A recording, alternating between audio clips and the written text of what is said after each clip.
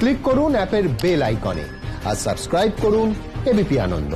সব সময় থাকুন খবরে।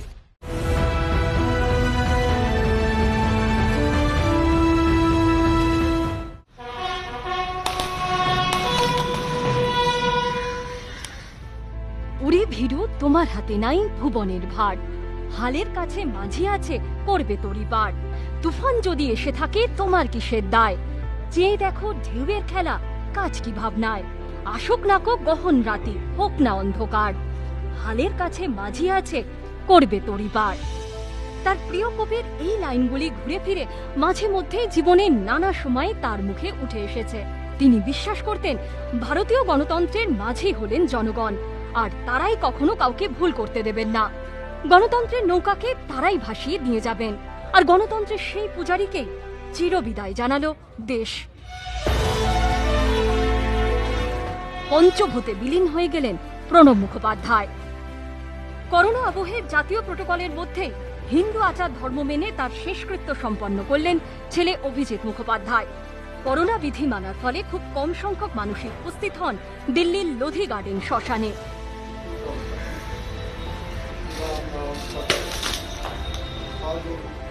যাবতীয় আচার বিধি মেনে অন্ত্যেষ্টির পর গর্জে উঠল ভারতীয় সেনা জওয়ানদের রাইফেল।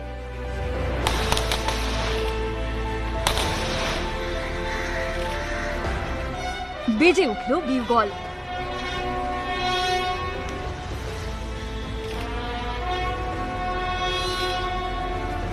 গান স্যালুটে প্রাক্তন রাষ্ট্রপতিকে শেষ শ্রদ্ধা।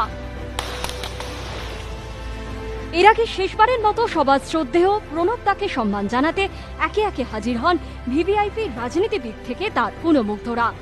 নরেন্দ্র মোদী, রাহুল গান্ধী, প্রাক্তন প্রধানমন্ত্রী মনমোহন সিং থেকে শুরু করে রাষ্ট্রপতি রামনাথ কোবিন্দ, উপরাষ্ট্রপতি ভেঙ্কাইয়া নাইডু, প্রতিরক্ষা মন্ত্রী রাজনাথ সিং, কংগ্রেসের লোকসভার নেতা তথা প্রণব মুখোপাধ্যায়ের জঙ্গিপুর থেকে জয়ের প্রধান কাণ্ডারি অধীর চৌধুরী, একে একে সবাই তাকে শ্রদ্ধা জানান। প্রণব মুখোপাধ্যায় ছবির সামনে সাষ্টাঙ্গে প্রণাম করেন জ্যোতিরাদিত্য সিন্ধিয়া। প্রণব মুখোপাধ্যায় দলের হয়ে রাজনীতি করেছেন, কিন্তু দলের গণ্ডিতে আটকে থাকেননি। তাই তো তার প্রয়াণের পর সকলে এক বাক্যে বলছেন ভারত আজ এক রত্ন হারালো, যার 5 দশকের রাজনৈতিক জীবনী ভারতীয় রাজনীতির ইতিহাসে এক জলজ্যান্ত দলিল। বহু রাজনীতির কথাও হয়েছে, অরাজনীতির কথাও হয়েছে, সংসারের কথাও হয়েছে, রাজ্যের কথাও হয়েছে, পরিবারের কথাও হয়েছে। সব কিছু মিলিয়ে একটা পারিবারিক সম্পর্ক তৈরি হয়ে গিয়েছিল। বিশেষ করে এই ঘরে যখন ঢুকছিলাম তখন মনে পড়ছিল বেল টিপে বাড়ির লোকটিকে ডেকে বলতো আমি মুড়ি লাভ, মুড়ি নাকল আমাদের জন্য আসতো। সেই স্মৃতিগুলো ভাসছে। सबको साथ रखने की कला उनको महारत थी। जब सत्ता में थे तो विपक्ष के लोगों के साथ तालमेल बिठाने में हमेशा वो काम करते रहे। जब विपक्ष में रहे तो एक रचनात्मक विपक्ष की भूमिका निभाने में भी कभी पीछे नहीं हटे। कांग्रेस को अपने सेवा का माध्यम बनाते हुए प्रणब दा ने एक लंबे समय तक भारतीय राजनीति को कंट्रीब्यूट किया, समृद्ध किया, एक अच्छा दिशा दर्शन किया। ये राजनीति में आने वाले हर युवा के लिए प्रेरणादायी रहेगा। वो बहुत अच्छे एडमिनिस्ट्रेटर थे, बहुत अच्छे राइटर थे। सदन के अंदर चाहे वो लोकसभा में रहे या राज्यसभा में रहे, कांग्रेस पार्टी के सभी एमपीज उनका आदर तो करते थे, लेकिन दूसरी पार्टियों के लीडर्स भी उनका बहुत आदर करते थे। प्रधानमंत्री चाहे कोई भी हो, लेकिन जब वो मंत्री मंडल में मंत्री थे तो प्रधानमंत्री भी सभी उनका आदर करते थे, उनके कंट्रीब्यूशन को रिकॉग्नाइज करते थे। আত্মপ্রকাশের প্রথম দিন থেকে প্রণব মুখোপাধ্যায় বুঝিয়ে দিয়েছিলেন তিনি লম্বা ইনিংস খেলতে এসেছিলেন। সংসদে তার একদম শুরুর দিকের বক্তৃতা নজর কেড়েছিল খোদ তৎকালীন প্রধানমন্ত্রী ইন্দিরা গান্ধীর। সালটা 1969। সংসদের উচ্চকক্ষ রাজ্যসভায় অধিবেশন বসেছে। ব্যাংক জাতীয়করণ নিয়ে তর্ক বিতর্কে অধিবেশন উত্তাল। সামনের সারিতে বসে প্রধানমন্ত্রী ইন্দিরা গান্ধী। পেছনের সারি থেকে বলতে ওঠেন এক 34 বছরের ছোটখাটো চেহারার তরুণ। কিছুক্ষণের জন্য যেন রাজ্যসভায় ঝড় বয়ে যায়। নবাগত তরুণ সাংসদের বক্তৃতায় মুগ্ধ হয়ে যান বর্ষিয়ান রাজনীতিকরা। প্রধানমন্ত্রী ইন্দিরা গান্ধী সেদিন এতটাই চমৎকৃত হয়েছিলেন যে বক্তৃতা শেষ হতেই চিফ হুইপ ওম মেহতার কাছে তিনি জানতে চান এই তরুণ তুর্কিটি কে। কিন্তু নবাগত সাংসদ তখন সকলের কাছেই অচেনা। এরোর কাছ থেকে খোঁজ নিয়ে ওম মেহতা ফিরে আসেন ইন্দিরার কাছে, বলেন, ম্যাডাম, ওই তরুণের নাম প্রণব মুখোপাধ্যায়। সেই প্রথমবার প্রণবের নাম শোনেন ইন্দিরা। পরে বাংলার প্রবাদ প্রতিম সিপিআই নেতা ভূপেশ গুপ্ত ইন্দিরা গান্ধীর সঙ্গে প্রণবের পরিচয় করিয়ে দেন।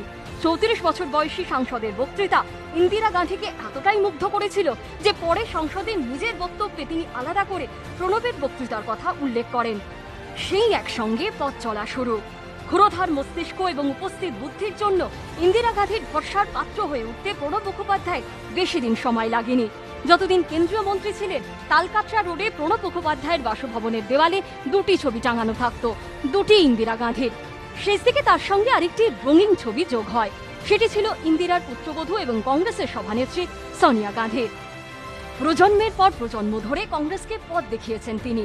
ইন্দিরা হোক বা সোনিয়া, বিপদে পড়লে একজনেরই দ্বারস্থ হয়েছে শীর্ষ নেতৃত্ব। আর প্রতিবারই সংকট মোচনের দাওয়াই বাতলেছেন বীরভূমের এই ব্রাহ্মণ সন্তান। দীর্ঘ রাজনৈতিক জীবনে তার নামের সঙ্গে জুড়ে গিয়েছে নানা বিশেষণ। Man of all seasons, crisis manager, man Friday, আরো কত কি। কিন্তু বরাবরের বিনয়ী প্রণব মুখোপাধ্যায় আগাগোড়া নিজের একটাই পরিচয় দিয়ে গেছেন, কংগ্রেস কর্মী। उनकी मेमोरी बहुत अच्छी थी और उन्होंने 1973-74 से अब तक हर पैतरा जो इंडियन पॉलिटिक्स में बदला गया है उसके मुतल्लिक वो अच्छी तरह जानते थे, अच्छी तरह उनकी कमांड थी, वो बता सकते थे कहाँ किसने क्या किया, कैसे किया, गलत सही किया, सब बताते थे। सरकार का कोई डिपार्टमेंट नहीं जो वो नहीं जानते थे। उनके अपने संबंध जो थे सबसे, ऑपोजिशन में हो, किधर हो, राइट में हो, लेफ्ट में हो, कहीं हो, संबंध हमेशा अच्छे रहे थे। जब उनके पास समय होता था वो एक विशेष अनुभव रहता था किसी भी विषय पे उनसे चर्चा करने का। प्रणब दा की याद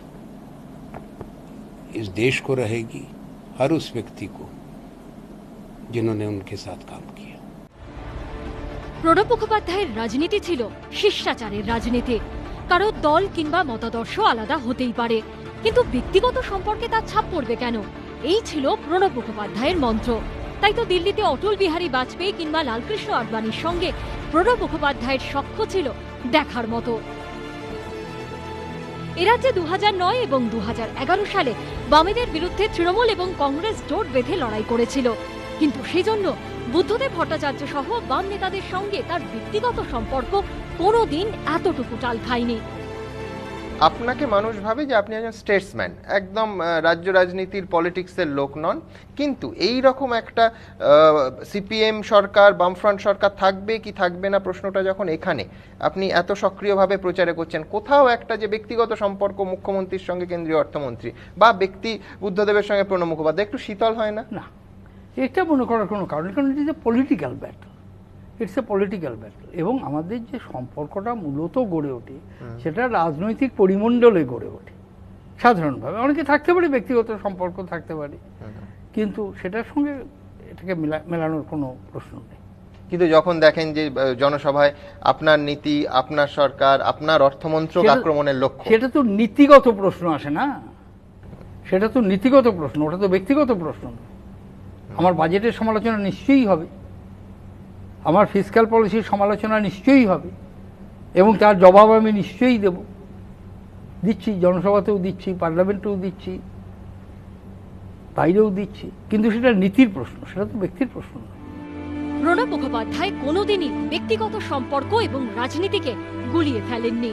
সম্পর্ক তার জায়গায় আর রাজনীতি তার জায়গায়। তাই একদিকে প্রবীণ বাম নেতাদের সঙ্গে তিনি আগাগোড়া সুসম্পর্ক বজায় রেখেছেন, কখনো ব্যক্তিগত আক্রমণের পথে হাঁটেননি, কিন্তু তাই বলে রাজনীতির ময়দানেও 1 ইঞ্চি জমি ছাড়েননি। পরমাণু চুক্তি ইস্যুতেই ইউপিএ থেকে বামেদের সমর্থন প্রত্যাহারের সিদ্ধান্তের সমালোচনা করতে একটুও পিছপা হননি প্রণব মুখোপাধ্যায়।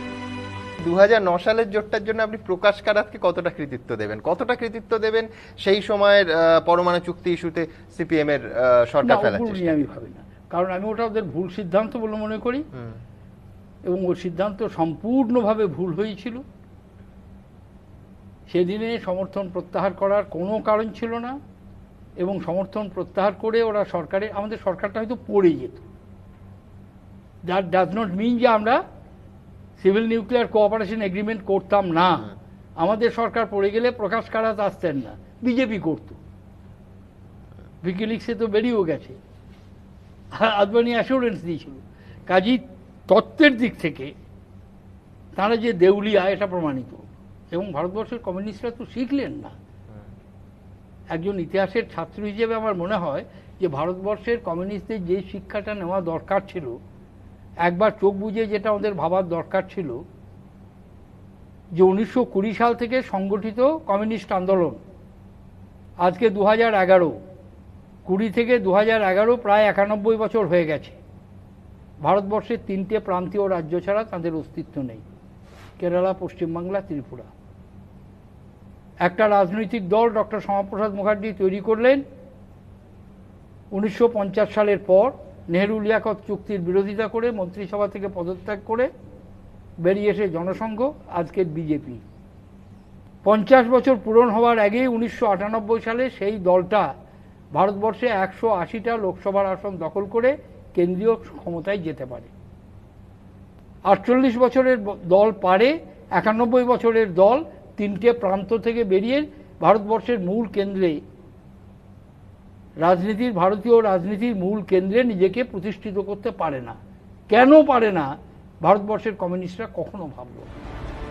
প্রণব সম্পর্কে বিরোধীদের একটাই কথা, তিনি শুধু মুখে গণতন্ত্রের কথা বলতেন না, বাস্তবে গণতন্ত্রে বিশ্বাস করতেন, সমালোচনা শুনতে পারতেন, কারোর কণ্ঠরোধ করতেন না, নিজের নীতিতে অনড় থাকতেন, কিন্তু অন্যের নীতি সম্পর্কে কটু কথা বলতেন না, যা আজকের ভারতীয় রাজনীতিতে ক্রমে ফিকে হয়ে যাচ্ছে। कभी भी किसी को, छोटे उम्र के लोगों को किसी को नहीं समझा कि ये मेरा शिष्य है, मैं उसका गुरु हूँ। बराबरी के आधार पर हमें देखे, हमें सुनते थे, और ये आजकल बहुत ही कम है राजनीति में। और पार्लियामेंट के अंदर भी बड़े बहस होते थे। मैं उनसे गुजारिश करता था, Pranab da please yield for a minute, I want to make a point, तो बड़े आते थे। প্রণব মুখোপাধ্যায়ের রাজনৈতিক জীবনের মন্ত্র ছিল একটাই, সবাইকে সঙ্গে নিয়ে চলা। সংখ্যার জোর কখনো প্রণবকে অহংকারী করেনি, কারণ তিনি মনে করতেন সংখ্যার সরকার তৈরি করে, কিন্তু সেই সরকারের কাজ সবার কথা শোনা, সবাইকে সঙ্গে নিয়ে চলা। রাষ্ট্রপতির আসন থেকে সরার পর অটল বিহারী বাজপেয়ীর দ্বিতীয় স্মারক বক্তৃতায় তার গলায় উঠে এসেছিল এই সুরে। বর্তমান রাজনীতিতে যখন শাসক বিরোধীদের মধ্যে তিক্ততা চরমে উঠেছে, তখন প্রণব ছিলেন সেই ঘরানার রাজনীতিবিদ যারা বিশ্বাস করে বিরোধীদের গঠনমূলক সমালোচনা গণতন্ত্রকে সমৃদ্ধ করে। এ প্রসঙ্গে বাজপেয়ী সরকারের অর্থমন্ত্রকের দায়িত্ব সামলানো যশবন্ত সিনহা স্মৃতিচারণা করতে গিয়ে বলেছেন, 2009 সালে সংসদে হঠাৎই মেজাজ হারান প্রণব মুখোপাধ্যায়। বিরোধীরা হই হট্টগোল শুরু করে দেয়, মুলতবি হয়ে যায় লোকসভা। তখন প্রণবদা বিরোধী আসনে আমার দিকে উঠে আসেন, বলেন আমি কি কোনো ভুল করেছি? আমি বলি হ্যাঁ কিছুটা তো করছেনই, আপনার উচিত হয়নি মেজাজ হারানো। তখন প্রণবদা জিজ্ঞাসা করেন তাহলে আমার কি করা উচিত? জবাবে যশবন্ত সিনহা বলেন আপনার উচিত সভা চালু হলে মেজাজ হারানোর জন্য দুঃখ প্রকাশ করা। সঙ্গে সঙ্গে সভা শুরু হওয়া মাত্র তিনি দুঃখ প্রকাশ করেন এবং সবাই শান্ত হয়ে যায়। এখন যখন বারবার অভিযোগ ওঠে আলাপ আলোচনা বিতর্ক ছাড়াই শুধুমাত্র সংখ্যার জোরে মোদী সরকার একের পর এক বিল পাশ করিয়ে নিচ্ছে সংসদে, তখন প্রণব মুখোপাধ্যায় ছিলেন সম্পূর্ণ উল্টো পথের পথিক। তিনি বলতেন বিশ্বের বৃহত্তম গণতন্ত্র ভারত 3টে ডি এর উপর দাঁড়িয়ে, ডিবেট, ডিসকাশন এবং ডিসেন্ট, অর্থাৎ বিতর্ক, আলোচনা এবং বিরুদ্ধ মত পোষণ করা। আমার দৃঢ় বিশ্বাস গণতন্ত্রের বিকাশে আলোচনা অত্যন্ত জরুরি, কিন্তু বিঘ্ন ঘটানো কখনোই নয়। সরকারে থাকাকালীন বিরোধীদের মতামতকে যে প্রণব কতটা গুরুত্ব দিতেন তার বর্ণনা দিতে গিয়ে বাজপেয়ী সরকারের অর্থমন্ত্রী যশবন্ত সিনহা বলেছেন, একবার প্রণব মুখোপাধ্যায় আমাকে এবং তৎকালীন কোম্পানি বিষয়ক মন্ত্রী বীরাপ্পা মৈলিকে বৈঠকে ডাকেন। তখন একটি বিল সম্পর্কে আমি চাইছিলাম সেটা স্ট্যান্ডিং কমিটিতে পাঠানো হোক, কিন্তু কোম্পানি বিষয়ক মন্ত্রী মৈলি তাতে রাজি হচ্ছিলেন না। প্রণব আমাদের দুজনকে বৈঠকে ডেকে মৈলিকে বললেন, আপনি বিলে নতুন সংস্থান যোগ করেছেন, তাই এটা এখন নতুন বিল, তাই স্ট্যান্ডিং কমিটির অধিকার আছে সেটা খতিয়ে দেখা। এরপরই বিল স্ট্যান্ডিং কমিটিতে পাঠিয়ে দেওয়া হলো। আমরাও দ্রুততার সঙ্গে বিল নিয়ে আমাদের রিপোর্ট জমা দিলাম। এরকমই ছিলেন প্রণব মুখোপাধ্যায়। वो एक शिक्षक थे और सही रूप में पार्लियामेंट का उनका भाषण हो या कोई व्यक्तिगत मुलाकात हो, वो हमेशा एक अच्छे शिक्षक के भूमिका में ही पेश आए। एक धुरंधर रणनीतिकार, एक सभी प्रसंगों से अपने पार्टी को बचाने का काम और पार्लियामेंट में एक गरिमा के साथ और राष्ट्रपति पद का निर्वहन भी बहुत गरिमा के साथ किया। উনি সবার মধ্যে একটা সলিউশন বার করতে পারতেন এবং ওনার যেটা ইউএসপি ছিল যে সকলের সঙ্গে আলোচনা করে সর্বজন গ্রাহ্য একটা সলিউশন, যেটা 100% কাউকে স্যাটিসফাই করবে না, আবার 100% বা 50% কাউকে ডিসস্যাটিসফাইও করবে না, সেটাকে বার করতে পারতেন। সেই জন্যই উনি ক্রাইসিস ম্যানেজার ছিলেন। প্রণব মুখোপাধ্যায়ের জন্ম 1935 সালের 11ই ডিসেম্বর বীরভূমের অনামি মিরিচি গ্রামে। বাবা কামদা কিঙ্কর মুখোপাধ্যায় ছিলেন স্বাধীনতা সংগ্রামী। তাকে দেখে উদ্বুদ্ধ হয়েই রাজনীতিতে এসেছিলেন প্রণব মুখোপাধ্যায়। ছোটবেলায় প্রণব মুখোপাধ্যায়ের আবদার বায়না বেশিটাই ছিল মা রাজলক্ষ্মী দেবীর কাছে, যার কাছে তিনি ছিলেন আদুরের পল্টু। ভয়ানক দুষ্টু ছিল। কি করতেন আপনি? আমি স্কুলেই যেতাম না, স্কুলে যাচ্ছি বলে বই খাতা সব ফেলে দিয়ে ওই ছেলেদের সঙ্গে যারা সব কাউবয় গরু টরু নিয়ে চড়াতে যেত তাদের সঙ্গে খেলাধুলো করতে চলে যেতাম। তারপরে সারাদিন পর সন্ধ্যের সময় ফিরে আসতাম, আর না চাইলে মায়ের কাছে বকুনিও খেতাম, পিটুনিও খেতাম। এবং তারপরে 4 বছর পর এরকম আমি 3-4 বছর করেছি। তারপরে কি খেয়াল হলো একদিন, তারপর থেকে স্কুলে যেতে আরম্ভ করি। মা কি বলতেন? কিছু তুই পড়াশোনা করবি না কেন? তো কিন্তু পড়াশোনা করতে হবে, আর স্কুলে তো অল্প কিছুক্ষণ সময়, বাকি সময়টা তো তুই সারাদিন খেটিস। প্রণব মুখোপাধ্যায় ভারতীয় রাজনীতির বহিরুহে পরিণত হলেও কখনো নিজের শিকড়কে ভোলেননি। কেন্দ্রীয় মন্ত্রী পদে থাকুন বা রাষ্ট্রপতির আসনে, কিংনাহারে গ্রামের বাড়ির দুর্গাপুজোয় তিনি আসেননি এমনটা কখনো হয়নি। প্রতিবার দুর্গাপুজোয় দেখা যেত বসে থেকে কাজকর্মে তদারকি করতে, চণ্ডী পাঠটাও করতেন নিজে। কীর্ণাহারে আপনি যখন পুজোর সময় যান, আমরা সবাই সেই ছবি পাই, নিজে হাতে পুজো করেন, সত্য পড়েন। ব্যক্তিগত জীবনে প্রণব মুখোপাধ্যায় কতটা আস্তিক আর কতটা সময় আপনার পুজো আর্চার মধ্যে কাটে? না, আমি আস্তিক, এবং পুজোটা এটা শুধু আমার ঈশ্বর বিশ্বাসের জন্যই নয়, এটা কিন্তু আমাদের একটা পারিবারিক প্রথা, এবং সেদিক থেকে আমি একটু ট্র্যাডিশনাল। আমাদের পরিবারে যখন দুর্গাপুজো প্রতিষ্ঠিত হয় বহু বছর আগে, তখন যিনি প্রতিষ্ঠাতা ছিলেন তিনি নিয়ম করেছিলেন যে পরিবারের একজন অন্তত পুজোয় সক্রিয়ভাবে অংশ নেবে, এবং পরিবারের প্রায় প্রত্যেকেই কিছু না কিছু কাজ করবে পুজো। যেমন ভোগ রান্না এসবগুলো বাড়ির মেয়েরাই করে। সৌভাগ্যক্রমে শতাধিক কালেরও বেশি সময় ধরে এখনো পর্যন্ত আজকে মূল পুরোহিতরা বাইরে থেকে আসেন, আমি পারি না, কিন্তু কিছুটা কাজ আমি করি।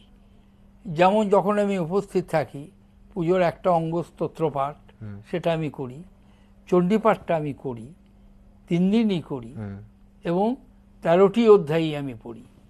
এছাড়া আমার দৈনন্দিন পুজোর মধ্যে আমি সপ্তশতী চণ্ডীর কয়েকটা অধ্যায়, 4টে অধ্যায় আমি প্রত্যেক দিনই পড়ি, পারলে আপনার 13 অধ্যায়ও পড়ি, 13টি অধ্যায়ও পড়ি, শাস্ত্রমন্ত্রও পড়ি, তবে সেটা সময়ের ওপর নির্ভর করে। আর তবে আমার এই যে মন্দিরে যাওয়া, বাবা বা সাধু সন্ত এদের কাছে যাওয়া, এই প্রবণতাটা নেই। আমি মনে করি যে ধর্মীয় আচার আচরণ সেটা আমার ব্যক্তিগত ব্যাপার, এবং সেটা ব্যক্তিগত স্তরেই থাকা উচিত, তার পাবলিক ডেমনস্ট্রেশনটা নেই। কিন্তু আমি যখন বাড়িতে চণ্ডীপাঠ করি না, সেটি পুজোতে বাড়িতে লোক আসবেন, তারা দেখবেন, এর মধ্যে অস্বাভাবিক কিছু নেই। দিনের আপনার ব্যস্ত শিডিউলের কতটা সময় পুজোর ঘরে কাটান? আর যখন বিদেশে যান? বিদেশে যাই তখন তো সম্ভব হয় না, অনেক সময় দেশের ভেতরেও অন্য জায়গায় গেলে সম্ভব হয় না। যখন বাড়িতে থাকি তখন মোটামুটি আধ ঘন্টা থেকে 40 মিনিটের মতো। বীরভূমের মিরিটির বাড়িটায় এবারও আসবেন মা। তৈরি হচ্ছে কাঠামো, কিন্তু পুজোয় আর আসবেন না সেই মানুষটা। তার কণ্ঠে আর শোনা যাবে না চণ্ডীপাঠ। বাড়িতে এখন তার অস্তিত্ব বলতে শুধু এই ফটোটা। কারণ সোমবারই সবাইকে ছেড়ে চলে গিয়েছেন এই বাড়ির ছেলে প্রণব মুখোপাধ্যায়, দেশের একমাত্র বাঙালি রাষ্ট্রপতি। তাকে শ্রদ্ধা জানাতে এদিন সকাল থেকে মিরিটির বাড়িতে যাতায়াত লেগেছিল সাধারণ মানুষের। বাড়ির ছাদেও অর্ধনমিত ছিল জাতীয় পতাকা। রথের দিন প্রথম কাঠামো পুজোর পর তারপর থেকেই কিন্তু মাটি পড়েছে, কাজ চলছে, প্রস্তুতি সবটা সারা হচ্ছিল এবছরও। 2019-এর পুজোতেও প্রণববাবু এসেছিলেন, আর প্রত্যেকবার যেভাবে প্রত্যেক দিন পুজোয় এখানে চণ্ডীপাঠ করেন তিনি, 13টা স্তোত্র পড়েন, ঠিক গতবার অর্থাৎ 2019 সালেও তেমনটা হয়েছিল। এবারে পুজো হবে কিন্তু তিনি থাকবেন না। আনন্দের দিন ছিল, আর এখনকার তো মানে আমাদের যে কি দুঃখের দিন, এ তো ভাষায় প্রকাশ করা যাবে না। আর এবারের পুজো আমাদের খুব কষ্টের সহিত, মানে মনের দুঃখের সহিত কাটবে। 2012-তে প্রণব মুখোপাধ্যায় রাষ্ট্রপতি হবার পর সবার মনেই একটা সংশয় দেখা দিয়েছিল, আর হয়তো বাড়ির পুজো করতে দিল্লি থেকে উড়ে আসবেন না তিনি। কিন্তু তা হতে দেননি তৎকালীন রাষ্ট্রপতি। সোমবার বিকেলে খারাপ খবর আসার পর আরও একবার সেই খচকাটা লাগে মিরিটিবাসীর কাছে। এবার কি পুজো হবে মুখার্জি ভবনে? এবারের পুজো সত্যিকারই প্রাণপুরুষহীন পূজা হবে। বৈদিক কুলাচার নিয়ম অনুযায়ী এবং কুলাচার অনুযায়ী পূজা অত্যন্ত অনাড়ম্বরের সাথে হবে। পূজাতেই দীর্ঘদিন পর তাঁর অনুপস্থিতি সমস্ত অনুষ্ঠানটাকে নিয়মরান করে দেবে, জৌলুসহীন করে দেবে। সমস্ত আচার অনুষ্ঠান যাতে নিয়মকানুন হয়, সমস্ত মানুষ দর্শনার্থী যাতে প্রসাদ পায়, তার জন্য নিজেই তদবির তদারক করতেন, খোঁজ নিতেন, অনেকের সাথে আলাপচারিতা করতেন। তাঁর আন্তরিকতা একটা আকর্ষণীয় ছিল, একটা দৃষ্টান্ত স্বরূপ ছিল। যখন হয়তো পুজো সেরে কিংবা বিকেলের সময় নিজের ঘরে রয়েছেন, ফুরসত নেই তখনও, বহু মানুষ একবার তাকে চোখের দেখা দেখতে আসতেন, তার সঙ্গে আড্ডা দিতে আসতেন, তার অনুরাগীরা, তার প্রিয় বন্ধুরা। ঠিক সেই সময় কিন্তু এই ঘরে রাখা 2টি চেয়ার, সেখানে তারা বসতেন এবং তাদের সঙ্গেই ঘন্টার পর ঘন্টা আড্ডা চলত। শুধুমাত্র মিরিটির গ্রামে নয়, আমরা কিন্তু যেমনটা জানি স্মৃতিচারণায় বহু মানুষ বলেছেন যে দিল্লিতেও, এমনকি রাষ্ট্রপতি হয়ে যাওয়ার পরেও তার এই যে মেজাজ, অর্থাৎ ভীষণ যে রসবোধ তার ছিল, এবং সেই সঙ্গে বহু মানুষের সঙ্গে দীর্ঘ রাত পর্যন্ত আড্ডা দেওয়া ছিল তার নেশা কার্যত। 5 দশকের রাজনৈতিক জীবন, দেশের 3 গুরুত্বপূর্ণ মন্ত্রক সামলেছেন, 5 বছর কাটিয়েছেন রায়সিনা হিলসে। দেশ তাকে চেনে, অনেক পরিচয়। কিন্তু মিরিটি কিশোর সমিতির সদস্যদের কাছে প্রণব মুখোপাধ্যায়ের পরিচয় অন্য। পুকুর পাড় দিয়ে সরু মোরামের রাস্তাতে গিয়ে একটু এগোলেই প্রণববাবুর প্রিয় ক্লাব। বহুবার এসেছেন, নিজে হাতে 1949 সালে প্রতিষ্ঠা করেন মিরিটি কিশোর সমিতি। তারপর প্রণববাবু যতবারই এসেছেন, ধীরে ধীরে এই ক্লাবের প্রতি তার একাত্মতা, হৃদ্রতা বেড়েছে। আসলে এই বাড়ির ইটকাটের সঙ্গে নয়, এখানকার মানুষগুলোর সঙ্গে। আজ সকালেও এই ক্লাবের ছাদে যে জাতীয় পতাকাটা রয়েছে, শোকে অর্ধনমিত। সিদ্ধান্ত নিয়েছেন এই ক্লাবের সদস্যরাই। এই বাড়িটা গোড়াটা একতলা ছিল, যেমন একাধিক ফলকে কিন্তু এ বাড়ির সেখানে প্রণব মুখোপাধ্যায়ের নাম রয়েছে, কারণ এই ক্লাবের সঙ্গে ওতপ্রোতভাবে জড়িত। দুর্গাপুজোর মণ্ডপ হোক কিংবা সংসদ, তার চণ্ডী পাঠে মুগ্ধ হয়েছেন সকলে। ইন্দিরা গান্ধীর নাম্বার 2 দুধে রাজনীতিবিদ, হার্ড টাস্ক মাস্টার কংগ্রেসের মুশকিল আসানকে এই চেহারায় দেখে অবাক হয়েছেন অনেকেই। একবার স্কুল পাঠ্য বইয়ে দেবী দুর্গা সম্পর্কে একটি মন্তব্যের জেরে সংসদে হই হট্টগোল শুরু হয়। সঙ্গে সঙ্গে উঠে দাঁড়ান প্রণব। চণ্ডীমঙ্গলের লাইন ধরে ধরে তিনি বুঝিয়ে দেন, বইয়ে দেবী দুর্গা সম্পর্কে কোনো অপমানজনক মন্তব্য করা হয়নি। সবাই তখন থ। বিরোধীদের কার্যত বকার ঢঙে প্রণব বলেছিলেন, আমাদের ওখানে একটা বাচ্চা ছেলেও এই গল্প জানে, এ নিয়ে এত হই হট্টগোলের কি হলো? একবার পার্লামেন্টে বিরোধীরা অভিযোগ তুলল দেবী দুর্গাকে অপমান করা হয়। কেন না ওই একটা চণ্ডী থেকে ভুল ব্যাখ্যা দেওয়া হয়েছে, অমুক তমুক ইত্যাদি। প্রণববাবু চণ্ডীটা পাঠ করে শুনে দিলেন লোকসভাতে দাঁড়িয়ে যে তোমরা ভুল ব্যাখ্যা করছো, চণ্ডীতে এই কথা বলা হয়েছে বলে উনি চণ্ডীর ওই বিশেষ অধ্যায় থেকে সেই উদ্ধৃতিটা রিপোর্টেডও হয়েছিল। তো লোকসভায় চণ্ডী পাঠ, ভাবা যায় না যে একটা মানুষের কোন বিষয়ে জানা নেই, সব বিষয়ে জানে। সনাতন হিন্দু ধর্মে বিশ্বাসী এহেন প্রণব 5 দশকের রাজনৈতিক জীবনে বারবার বলেছেন এই দেশ সবার। ধর্ম, বর্ণ, জাতি নির্বিশেষে প্রত্যেকটা মানুষের রক্তেই গড়ে উঠেছে এই দেশ। দেশের নানা প্রান্তে যখন অসহিষ্ণুতা, ধর্মের নামে বজ্জাতির ঘটনা ঘটেছে, তখন গর্জে উঠেছেন। আলিগড় বিশ্ববিদ্যালয়ে মোহামেডান অ্যাংলো ওরিয়েন্টাল কলেজের প্রতিষ্ঠাতা স্যার সৈয়দ আহমেদ খানের 200 বার্ষিকী উদযাপন অনুষ্ঠানে যোগ দিতে গিয়ে তিনি বলেছিলেন, ভারত কি প্রায় 33 লক্ষ বর্গ কিলোমিটার ব্যাপ্ত বিশাল ভূমি, যেখানে মানুষ 7টি ধর্ম অনুসরণ করেন, দৈনন্দিন জীবনে 100টি ভাষায় কথা বলেন এবং যা আবদ্ধ রয়েছে একটি সংবিধান, একটি পতাকা, একটি পরিচিতিতে। এটাই ভারত। প্রণবের এই রাজনৈতিক বোধের সূচনা হয়েছিল বাবাকে দেখে। বাবা ছিলেন আদ্যন্ত কংগ্রেসে, ছেলেও তাই। রাজনৈতিক জীবনের শুরুটা অবশ্য প্রণব মুখোপাধ্যায় করেছিলেন বাংলা কংগ্রেসে। 6 দশকে সেই সময় প্রফুল্ল চন্দ্র সেন ও অতুল্য ঘোষের সাথে মতবিরোধের জেরে অজয় মুখোপাধ্যায় এবং নলিনাক্ষ সান্যাল ভারতের জাতীয় কংগ্রেস থেকে বেরিয়ে এসে তৈরি করেন বাংলা কংগ্রেস। সিপিএম এর সঙ্গে হাত মিলিয়ে বাংলা কংগ্রেস পশ্চিমবঙ্গে 2 বার সরকার গঠন করে। প্রথমবার 1967 সালের 1 মার্চ থেকে 2 নভেম্বর পর্যন্ত এবং তারপর 1969 সালের 1 ফেব্রুয়ারি থেকে 1970 সালের 19 মার্চ পর্যন্ত। অজয় মুখোপাধ্যায় ছিলেন এই 2 সরকারের মুখ্যমন্ত্রী। এই অজয় মুখোপাধ্যায়ের হাত ধরে বাংলা কংগ্রেসে যোগ দেন প্রণব মুখোপাধ্যায়। প্রণবের রাজনৈতিক বুদ্ধির পরিচয় পেয়ে 1969 সালে তাকে বড় দায়িত্ব দেওয়া হয়। সেবার মেদিনীপুর লোকসভা কেন্দ্রের উপনির্বাচন। প্রার্থী একদা নেহেরুর অত্যন্ত ঘনিষ্ঠ বলে পরিচিত এবং 62 চীন যুদ্ধের সময় দেশের প্রতিরক্ষা মন্ত্রী ভি কৃষ্ণ মেনন। দক্ষিণের ভি কৃষ্ণ মেননকে পূবের বঙ্গে এনে মেদিনীপুরের প্রার্থী করা আর তাকে জেতানো অত্যন্ত কঠিন ছিল সেই কাজ। নাওয়া খাওয়া ভুলে ঝাঁপান প্রণব। উপনির্বাচনে কংগ্রেসের প্রার্থীকে বিপুল ভোটে হারিয়ে দেন ইন্দিরাপন্থীদের প্রার্থী কৃষ্ণ মেনন।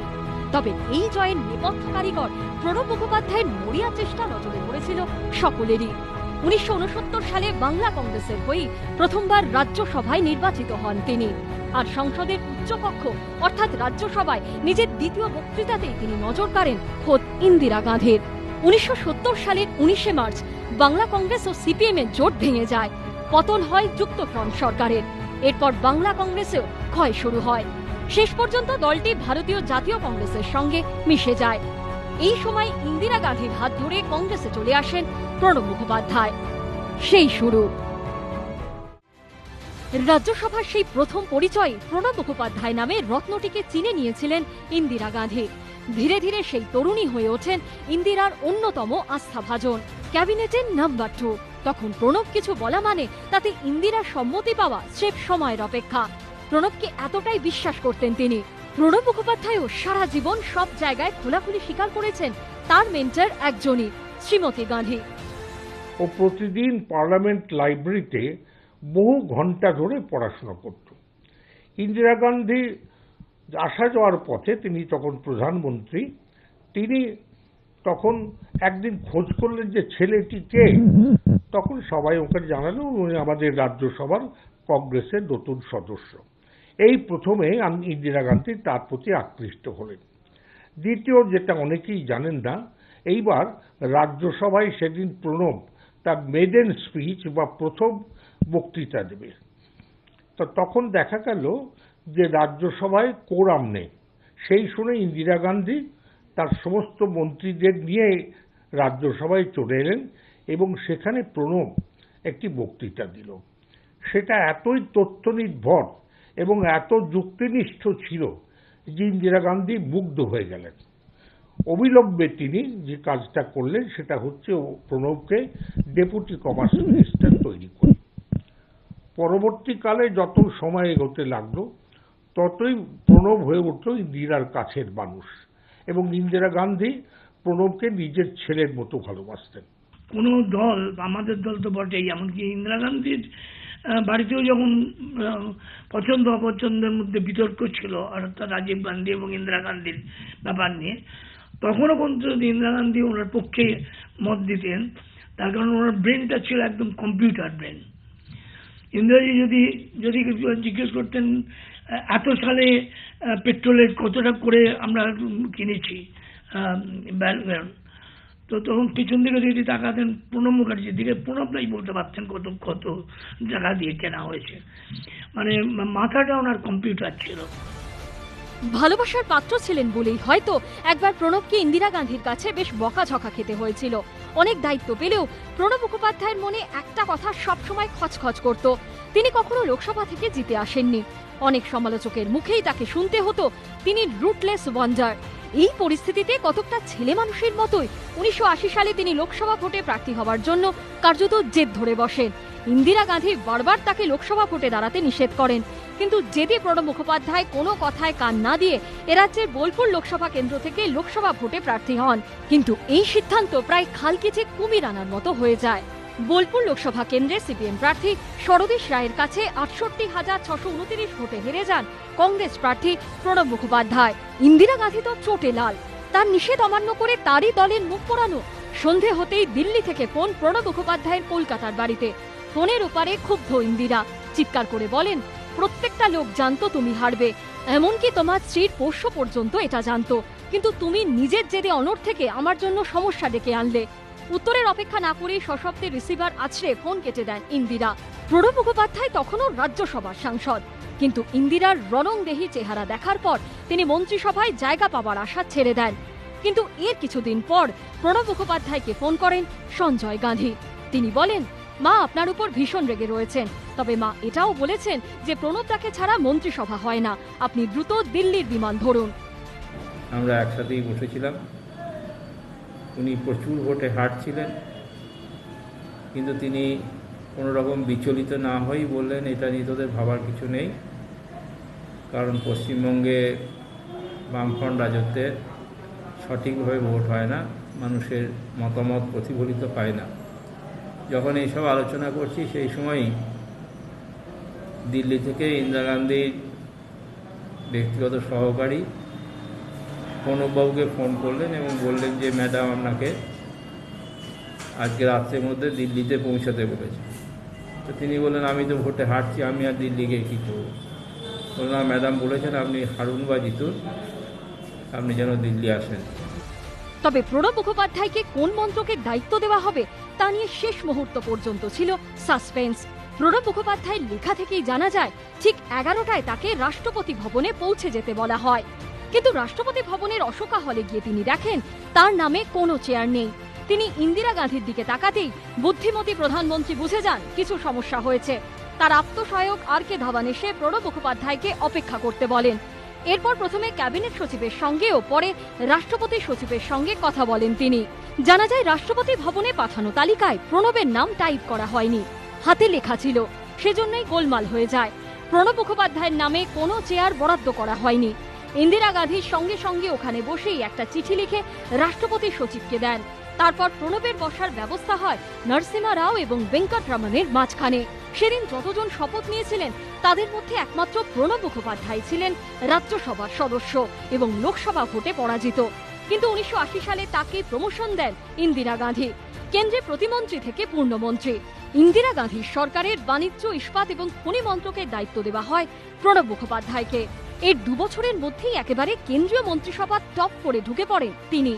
1982 সালে প্রণব মুখোপাধ্যায়ের হাতে দেশের অর্থ মন্ত্রকের দায়িত্ব সঁপে দেন ইন্দিরা গান্ধী। প্রণব 7টি বাজেট পেশ করেছেন। প্রথমবার কেন্দ্রীয় অর্থমন্ত্রী হিসাবে প্রণবের বাজেট পেশের পর উৎফুল্ল তৎকালীন প্রধানমন্ত্রী ইন্দিরা গান্ধী বলেছিলেন, আকারের সবচেয়ে ছোট অর্থমন্ত্রী দেশের সবচেয়ে লম্বা বাজেট ভাষণ দিলেন। 1991 সালে মনমোহন সিং এর হাত ধরে ভারত গোটা দুনিয়ার কাছে নিজের অর্থনীতির দরজা খুলে দিয়েছিল ঠিকই, কিন্তু তার সূচনাটা করেছিলেন প্রণব মুখোপাধ্যায়। অনাবাসী ভারতীয়দের এদেশে বিনিয়োগের রাস্তা তিনিই খুলে দিয়েছিলেন। 2008-এর আর্থিক মন্দায় যখন গোটা বিশ্ব বিধ্বস্ত, আমেরিকার অর্থনীতিও ধুঁকছে, কোটি কোটি লোকের চাকরি যাচ্ছে, ঠিক তখনই 2009-এ অর্থমন্ত্রকের হাল ধরে শক্ত হাতে এই প্রণবী ভারতীয় অর্থনীতির হাল ধরে রেখেছেন। মন্দার ঝড়ের আজ খুব একটা লাগতে দেননি এই উন্নয়নশীল দেশের গায়ে। প্রণব মুখোপাধ্যায় এমন এক ব্যক্তি যিনি পড়ুয়া জীবনে কখনো অর্থনীতি নিয়ে পড়াশোনা করেননি, কিন্তু যেমন অবলীলায় তিনি মন থেকে ইতিহাসের পাতা উল্টাতেন, তেমনি গ্যাচ হোক কিংবা জাঙ্কেল, ফিসকাল ডেফিসিট হোক কিংবা রেট্রোস্পেক্টিভ ট্যাক্স, অর্থনীতির কঠিন বিষয়েও অত্যন্ত সহজভাবে বলতে পারতেন তিনি। বিশ্বের প্রথম সারির 20টি দেশের অর্থমন্ত্রীদের বৈঠকেও মধ্যমণি হতেন সেই প্রণবী। देश के सबसे ऐतिहासिक समय में जब हमारा लिबरलाइजेशन हुआ, आर्थिक सुधार की नीतियां बनाई गई, जब डॉक्टर मनमोहन सिंह वित्त मंत्री थे, उसके बाद जब ये कॉमर्स मिनिस्टर थे, वाणिज्य मंत्री थे, उस समय कोई WTO नहीं था। उनके कार्यकाल में WTO बना और WTO का विश्व में एग्रीमेंट हुआ। वर्ल्ड बैंक हुए, IMF हुए। हमेशा जब भी मैं वर्ल्ड बैंक के अध्यक्ष, विश्व बैंक के अध्यक्ष या IMF के अध्यक्ष से मिलता था पिछले सालों में, वो प्रणब मुखर्जी साहब को याद करते थे। मेरे शिक्षक रहे, मेरे मार्गदर्शक रहे। কথা বলতেন কম, শুনতেন বেশি। প্রণব মুখোপাধ্যায় ছিলেন অকুত ভয়, সিদ্ধান্ত নিতে ভয় পেতেন না, সে রাজনীতি হোক বা ব্যক্তি জীবন। প্রণব মুখোপাধ্যায়ের বন্ধুদের মুখে তার বিয়ের গল্প শুনলেই তা বোঝা যায়। প্রণব ছোটবেলায় ছিল অসম্ভব লাজুক, এত লাজুক যে মুখ তুলে কারোর সামনে কথা বলতে পারত না। অত্যন্ত ভদ্র এবং বিনয়ী। আর ছোটবেলা থেকে একটা ওর লক্ষ্য করেছি যে প্রচুর বই পড়ার আগ্রহ। তখন ছাত্র জীবনে অসংখ্য বই পড়তো, সেটা পাঠ্য বইয়ের বাইরে। পরবর্তীকালে সে দুটো MA পাস করলো, একটা পলিটিক্যাল সায়েন্স এবং একটা হিস্ট্রি। তারপরে সে দক্ষিণ 24 পরগনার একটা কলেজে অধ্যাপনা শুরু করলো। সে স্থির করেছিল যে তার বাবার কাছ থেকে MA পড়ার সময় আর কোনো টাকা নেবে না, কাজে ও MA পড়ার সময় থেকে ও প্রাইভেট পড়াতে শুরু করে। সেখানে একটি ছাত্রীকেও পড়াতো, তার নাম শুভ্রা, এবং সেই সময়ে ছাত্রাবস্থাতেই ও তাকে বিয়ে করে। এটা সেই যুগের বিচারে একটা বিপ্লব বলা যায়। প্রথমবার কেন্দ্রীয় অর্থমন্ত্রী হবার সময় প্রণব মুখোপাধ্যায়ের বয়স ছিল 47। তিনিই ছিলেন দেশের সর্বকনিষ্ঠ কেন্দ্রীয় অর্থমন্ত্রী। সেই বছরই দেশের শীর্ষ ব্যাংক অর্থাৎ রিজার্ভ ব্যাংক অফ ইন্ডিয়ার গভর্নর হিসেবে নিযুক্ত করা হয় মনমোহন সিংকে। কেন্দ্রীয় অর্থমন্ত্রী হিসেবে মনমোহন সিং এর নিয়োগপত্রে সই করেন প্রণব মুখোপাধ্যায়। আবার মনমোহন সিং যখন দেশের অর্থমন্ত্রী, তখন প্রণব মুখোপাধ্যায় যোজনা কমিশনের ডেপুটি চেয়ারম্যান। শোনা যায় অর্থমন্ত্রী মনমোহন সিং এর কিছু বলার থাকলে তিনি কখনো প্রণব মুখোপাধ্যায়কে ডেকে পাঠাতেন না, বরং নিজে যেতেন তার দপ্তরে। শুরুতে প্রণব মুখোপাধ্যায়কে স্যার সম্বোধন করতেন মনমোহন। প্রধানমন্ত্রী হবার পরও সেই অভ্যেস ছাড়তে পারেননি তিনি। অসুস্থ হয়ে মনমোহন সিং একবার প্রণব বাবুকে ফোন করে বলেন, স্যার আমার অ্যাঞ্জিওপ্লাস্টি হয়েছে, আপনাকেই কিন্তু দেশ চালাতে হবে। বাস্তবে তাই হয়। প্রধানমন্ত্রী সশরীরে উপস্থিত থাকলেও মন্ত্রিসভা কার্যত পরিচালনা করেন প্রণব বাবুই। একসময় প্রায় 50টি মন্ত্রী গোষ্ঠীর নেতৃত্ব দেন তিনি। বৈঠকে নিজের মন্ত্রকের পাশাপাশি অন্য মন্ত্রকের ফাইলও আগাগোড়া স্টাডি করে আসতেন তিনি। তবে মন্ত্রিসভার বৈঠকে পর্যন্ত প্রধানমন্ত্রী তাকে স্যার সম্বোধন করছেন, এতে বেশ অস্বস্তিতেই পড়তেন প্রণব। শেষমেশ একদিন তিনি মনমোহনকে বলেই ফেললেন, আপনি আমাকে স্যার বলা বন্ধ না করলে আমাকে মন্ত্রিসভার বৈঠকে আসা বন্ধ করতে হবে। তারপর প্রণবকে স্যার বলে ডাকা বন্ধ করেন মনমোহন। ফিনান্স মিনিস্টার থাকাকালীন সে আমাকে বারবার বলেছিল যে দেখো, এই ফিনান্স মিনিস্টার যে হয় সে কিন্তু সব ডিপার্টমেন্টেরই তার নখদর্পণে। পরবর্তীকালে যখন প্রথম UPA সরকার গঠিত হলো, যখন আমাদের প্রধানমন্ত্রী হলেন মনমোহন সিং, তখন আমি প্রণবের ওই নর্থ ব্লকের ঘরে বসে দেখেছি যে কোনো ব্যাপারে কেবলই টেলিফোন করছেন প্রধানমন্ত্রী মনমোহন সিং যে এটা কি করব। প্রণব তখন বলছে এইটা এরকম না, আপনি যেটা ভাবছেন সেটা হবে না, constitutionally that is not permissible, আপনি এইটা করুন। দ্বিতীয় কথা, সেই সময়ে অনেক সেক্রেটারি, ডিপার্টমেন্টাল সেক্রেটারি আমাকে বলেছিলেন, আরে আপনার বন্ধুই তো ভার্চুয়াল প্রাইম মিনিস্টার, আপনি কি জানেন যে উনি 13টা গ্রুপ অফ মিনিস্টার্সের চেয়ারম্যান? সত্যিই তাই, প্রণবই ছিল ভার্চুয়াল প্রাইম মিনিস্টার এবং তারপরে সে ছিল কংগ্রেসের থিঙ্ক ট্যাঙ্ক। 2004 সালে প্রধানমন্ত্রী পদের জন্য সোনিয়া গান্ধী মনমোহন সিং এর নাম ঘোষণা করার পর প্রণব মুখোপাধ্যায় কিছুটা মনক্ষুণ্ণ হয়েছিলেন। নিজের বইতে সে কথা লিখেছেন তিনি, যদিও প্রকাশ্যে কখনো এ নিয়ে মুখ খোলেননি তিনি। বাঙালির একটা স্বপ্ন বলতে পারেন, বাঙালি প্রণব মুখোপাধ্যায়কে প্রধানমন্ত্রীর চেয়ারে দেখতে চায়। কি মুশকিল, এটা কি হয় নাকি কখন? প্রধানমন্ত্রী হবেন দেশের যিনি সবচেয়ে যোগ্যতম মানুষ, তার চেয়েও বড় কথা তার দলের সংখ্যাগরিষ্ঠতা পাওয়া দরকার এবং সেই দল তাকে প্রধানমন্ত্রী হিসেবে গ্রহণ করবে, তাকে নির্বাচিত করবে। আমরা জওহরলাল নেহেরু, ইন্দিরা গান্ধী, রাজীব গান্ধীর নেতৃত্বে নির্বাচন লড়েছি, তারা প্রধানমন্ত্রী ছিলেন। কিন্তু তা সত্ত্বেও প্রত্যেকটি নির্বাচনের পর সংসদীয় রাজনৈতিক দলের বৈঠক ডাকা হতো। কংগ্রেস নবনির্বাচিত লোকসভার এবং রাজ্যসভার সদস্যদের ডেকে আমাদের দলের গঠনতন্ত্র অনুযায়ী নাম প্রস্তাব হবে, নাম সমর্থন হবে, অন্য কোনো প্রস্তাব আছে কিনা জানা হবে, যদি থাকে তাহলে ভোট হবে। যেমন মোরারজি দেশাই এবং ইন্দিরা গান্ধীর মধ্যে ভোট হয়েছিল 66 সালে লাল বাহাদুর শাস্ত্রীর মৃত্যুর পর। এইভাবে দলের নেতা নির্বাচিত হয়েছে। সব দলেরই মোটামুটি একই পদ্ধতি, ইচ্ছা থাকলেই তার দেশের প্রধানমন্ত্রী হওয়া যায় না। বিরোধী থেকে তার নিজের দলে সতীর্থ অনেকেই বিশ্বাস করতেন প্রণব প্রধানমন্ত্রী হবার যোগ্য দাবিদার ছিলেন। श्रीमती इंदिरा गांधी की हत्या हुई, राजीव गांधी कलकत्ते में थे, वापिस गए। लोकतंत्र तो ये कहता है कि उस समय श्रीमती इंदिरा गांधी की सरकार में जो सीनियर मोस्ट मिनिस्टर थे वो श्रीमान प्रणब मुखर्जी थे। अच्छा होता उस दिन देश के प्रधानमंत्री के रूप में प्रणब मुखर्जी को अवसर दिया गया। 2004 में सबसे सीनियर नेता थे प्रणब दा। बहुत स्वाभाविक था कि अगर मैडम सोनिया जी बनना नहीं चाहती थी तो अवसर प्रणब दा को मिलना चाहिए था, लेकिन मनमोहन सिंह जी को बिठा दिया गया, प्रणब दा को अवसर नहीं दिया गया। ভারতবর্ষের কংগ্রেসের রাজনীতিতে প্রণব মুখোপাধ্যায় সত্যি পিতামহ ভীষ্ম। তাই আমি মনে করি যে ওই মানুষটিরই একদিন প্রধানমন্ত্রী হওয়া উচিত ছিল। কিন্তু আমাদের দেশের দুর্ভাগ্য, প্রণব মুখোপাধ্যায় প্রধানমন্ত্রী হতে পারলেন না। তিনি রাষ্ট্রপতি হয়েছেন, ভারত রত্ন পেয়েছেন, কিন্তু আজকের ভারতবর্ষ আরো অনেক বেশি এগিয়ে যেতে পারত যদি প্রণব মুখোপাধ্যায় ভারতের প্রধানমন্ত্রী। কেন্দ্রীয় অর্থমন্ত্রী হিসেবে প্রণব মুখোপাধ্যায় ছিলেন অত্যন্ত কড়া, তবে কৃপণ নয়। নথিপত্র দেখে, প্রয়োজনীয়তা খতিয়ে দেখে তবে টাকা ছাড়তেন। এখনকার মতো প্রণব মুখোপাধ্যায় কেন্দ্রীয় অর্থমন্ত্রী থাকাকালীনও পশ্চিমবঙ্গের বাম সরকার কেন্দ্রের বিরুদ্ধে আর্থিক বঞ্চনার অভিযোগ তুলত, যদিও প্রণব মুখোপাধ্যায় কোনোদিন সেসব অভিযোগে গুরুত্ব দেননি। বামপন্থীদের বিশেষ করে নির্বাচনের আগে একটা সমস্ত জনসভায় বলা হচ্ছে যে এই যে সরকারের, বাম সরকারের আর্থিক দুরবস্থা, এর পেছনে সেই আবার কেন্দ্রীয় বঞ্চনার কথা বলা হচ্ছে। কেন্দ্রীয় অর্থমন্ত্রী হিসেবে আপনি এটাকে কিভাবে দেখছেন? সম্পূর্ণ বাজে কথা। এমনকি আমি যদি 13th ফিনান্স কমিশনের ডিভলিউশনটা দেখি, সেই 13th ফিনান্স কমিশনে আমরা 12th ফিনান্স কমিশনের সঙ্গে যদি আমরা কম্পেয়ার করি, 12th ফিনান্স কমিশনের সুপারিশটা কার্যকর ছিল 2010 থেকে 2015, না 2005 থেকে 2010।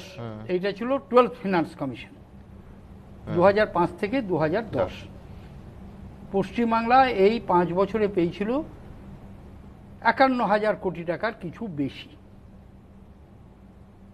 13th ফিনান্স কমিশন, যার সুপারিশ 2010 থেকে 2015 পর্যন্ত,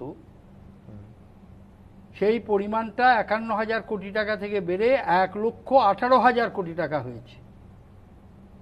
কেন্দ্রীয় বঞ্চনা 1,58,000 কোটি টাকা। 13th ফিনান্স কমিশনের রিপোর্টও অ্যাভেলেবল, 12th ফিনান্স কমিশনের রিপোর্টও অ্যাভেলেবল, পাবলিশড ডকুমেন্টস। পশ্চিমবাংলা সহ আরও 2টি রাজ্যকে নিয়ে যারা ডেট ট্র্যাপে পড়েছে, তাদের সমস্যার কিভাবে মোকাবিলা করা যায় তার জন্য আমাকে একটা কমিটি করতে হয়েছে। আমরা তাদের সমস্যার সমাধান করছি।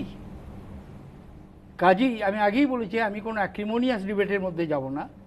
এ অভিযোগ বারবার উঠেছে, 1985 সাল থেকে এক টানা উঠেছে, আরো উঠবে ভবিষ্যতে। লোকে বলে যে প্রণব মুখোপাধ্যায় অর্থমন্ত্রী না হলে বাম সরকারের অর্থনৈতিক অবস্থা আরো খারাপ হতো, ওভারড্রাফটে চলতো, বহুবার রাজ্যের স্বার্থে বাঁচিয়েছেন। আমি ওগুলোর মধ্যে যাচ্ছি না, কারণ আমার একটা দায়িত্ব আছে নির্বাচনী, একজন রাজনৈতিক কর্মী হিসাবে নির্বাচনী প্রচার করাটা যেমন আমার দায়িত্ব, ঠিক তেমনি ভারত সরকারের মন্ত্রী হিসাবে কোনো রাজ্য সংকটে পড়লে তাকে দেখার দায়িত্বটাও আমার। আমি সেটাকে যতক্ষণ পর্যন্ত সে আছে, তার ম্যান্ডেট আছে, আরও 2 মাস তাদের ম্যান্ডেট আছে, যতক্ষণ পর্যন্ত আছে সরকারি, সে কংগ্রেস দলের সরকার হোক বিরোধী দলের সরকার হোক, সেটা দেখা এটা হচ্ছে গিয়ে সাংবিধানিক দায়িত্ব। কাজে সেই দায়িত্বটা আমি অস্বীকার করতে পারি না, এটা আমাকে করতে হবে। প্রণব মুখোপাধ্যায় যখন দেশের প্রতিরক্ষা মন্ত্রী তখনই মুক্তি পেয়েছিল আমির খানের ছবি রং দে বসন্তে। ছবির গল্প ছিল প্রতিরক্ষা মন্ত্রকের দুর্নীতি নিয়ে। ছবির শেষে দেখানো হয় দুর্নীতি শেষ করতে দেশের প্রতিরক্ষা মন্ত্রীকে হত্যা করা হচ্ছে। ছবি নিয়ে প্রবল বিতর্ক তৈরি হয়। শেষমেশ প্রতিরক্ষা মন্ত্রী প্রণব মুখোপাধ্যায় নিজে সেই ছবি দেখেন, কিন্তু ছবি ঘিরে বিতর্ক নিয়ে তিনি বিশেষ মাথা ঘামাননি। স্পষ্ট বলে দেন ছবি সেন্সর করা তার কাজ নয়। অনেকে বলেন এই ঘটনায় দেখিয়ে দেয় তিনি কতটা সহিষ্ণু ছিলেন। আপনি লাস্ট সিনেমা কোনটা দেখেছিলেন এবং কেন দেখেছিলেন? এটা আমি লাস্ট সিনেমাটা দেখেছিলাম, তোমার সেটা দেখতে বাধ্যও হয়েছিল, আমি জানি না সেটা সর্বনাম বোধহয় ছিল না, সেটা হচ্ছে রং দে বাসন্তী। ওটা তো আমির খান ছিল। হ্যাঁ, আমির খান ছিলেন। আমির খানের সঙ্গে দেখাও হয়েছিল স্টুডিওতে। ওইটা নিয়ে একটু কন্ট্রোভার্সি হয়। তখন শর্মিলা ঠাকুর ছিলেন সেন্সর বোর্ডের চেয়ারপারসন। উনি আমাকে বললেন যে দেখো এখানটায় ওই এয়ারফোর্সের লোকজনদের নিয়ে কিছু কথা আছে, গল্প আছে, তা মনে হচ্ছে যে একটা রিফ্লেকশন হতে পারে ওদের উপরে। তা তুমি যদি বইটা দেখে, তখন আমি ডিফেন্স মিনিস্টার, তুমি যদি বইটা দেখে ক্লিয়ার করো তাহলে আমরা সেন্সর থেকে পাস করে দেবো, তোমার একবার দেখা দরকার। তখন আমি ওই বইটা, উনিও ছিলেন, শর্মিলাজিও ছিলেন, তারপর আরও অনেকেই ছিলেন সিনেমা জগতে, এবং আমি পুরো 3 চিফকে নিয়েই দেখলাম, chief of army, chief of air force, chief of Naval forces, ডিফেন্সের, এবং আরও অনেকে, সব অফিসাররা দেখলেন, মিলিটারি অফিসাররা দেখলেন, দেখে বললাম না না এই বই ছেড়ে দেবে। মানুষ তার কথা বলবে, সেখানে ওই একটা ডিফেন্স পারচেজের করাপশন নিয়ে কথা ছিল। আমার বললাম হ্যাঁ, লোকের অভিযোগ থাকলে লোকে বলতে পারবে, অসুবিধা কি আছে, সেটা সেন্সার করার কোনো প্রশ্ন নেই। পরে আপনি খবর নিয়েছেন ওই সিনেমাটা অনেক হিট হয়েছিল, রং দে বসন্তী।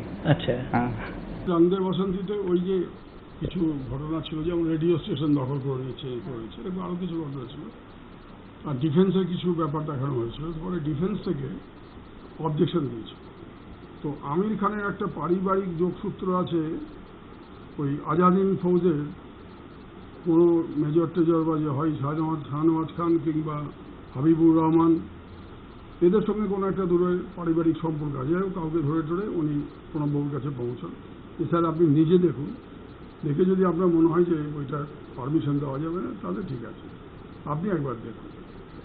তো প্রণববাবু ডিফেন্সের অফিসারদের নিয়ে গেলেন, দেখলেন, বিশেষ হলো, তারপরে দেখে বলেন না কিছু নেই। তো এটা একটা কাহিনী, এটা সবসময় সব কাহিনী যে বাস্তবে ঘটবে সিনেমাতে যা দেখানো হয় তা তো নয়। ঠিক আছে, তারপর তো নো অবজেকশন দিয়ে দেওয়া হয়। এই প্রণবী যখন প্রতিরক্ষা মন্ত্রকের দায়িত্ব সামলেছেন, তখন যুদ্ধ বিমানের ককপিটে বসেননি, ট্যাঙ্কের উপর চাপেননি, কিংবা হাতে স্বয়ংক্রিয় রাইফেল তুলে সংবাদ মাধ্যমের সামনে পোজ দেননি।